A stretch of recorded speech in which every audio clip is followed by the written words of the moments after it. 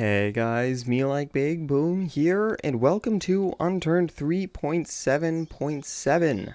Now, there weren't really, well actually there wasn't any physical additions into this update of Unturned, except for Workshop. There's nothing but Workshop added in today's update. I mean, there were a few tweaks, and I'll go through those, but mainly, Workshop is now available for everyone to use right now. Major update. I mean, right now it's just the bare essentials. The only thing that's going to be allowed on Workshop right now is translations to different languages for Unturned, obviously.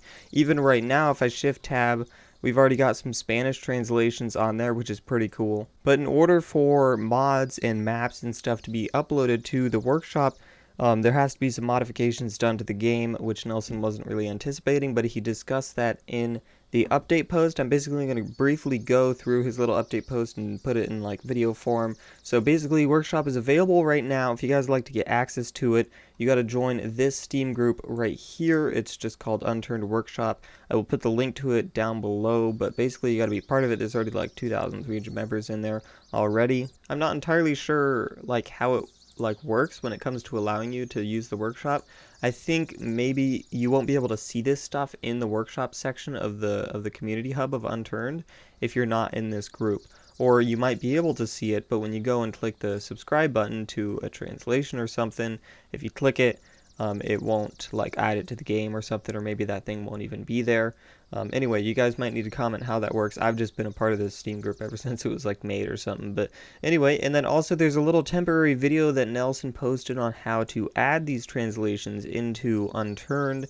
Clearly some people already got the picture and they've added this like instantaneously. Like, that's pretty crazy. But anyway, the first thing that's going to be added in Workshop after what we already have as languages is maps, which will be pretty cool. So you guys are going to be able to upload your maps to the Steam Workshop, and then afterwards we'll start getting into the fancy stuff with the guns and custom items and custom models and all that stuff, which will be pretty cool. And then all of those will be able to be instantly added into the game by simply just pressing this subscribe button right here on it. And then I'm assuming that you would have to restart the game, but hopefully Nelson, maybe that's why he's got to do some modifications in order for it to reload the assets and stuff. But anyway, I'm assuming that you would subscribe to it and then it would pop up the next time you would restart the game and you'd be able to use it in the game. So that's pretty much the basics of Workshop as it is right now. See, if I subscribe to this, I guess we can see what happens. Has been added to your subscriptions. Whenever it's updated, it should hopefully automatically update it for me.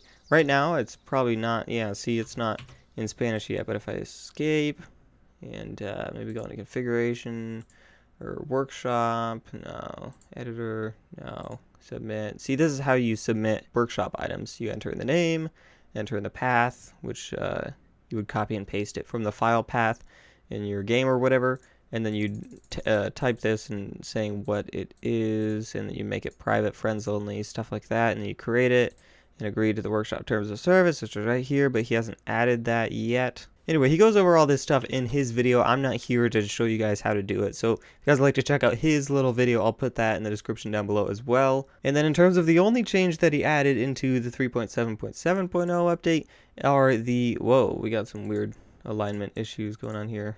Yeah, if we switch to other things, this thing doesn't disappear. That's a bit of a glitch. But anyway, unselect that. Go back into appearance.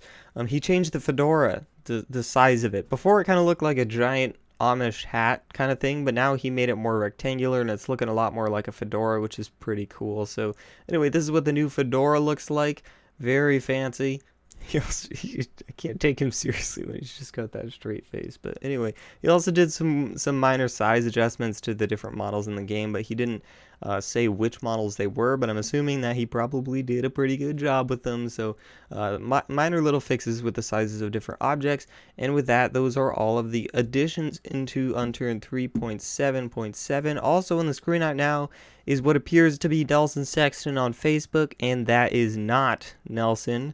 It is just some random guy who is claiming to be Nelson. So anyway, Nelson also touched upon that in his little update post. That is not Nelson, so make sure to unlike him if you guys are following him on Facebook, just as reassurance, because he is not the real one. And that is everything that he put in the update posted today.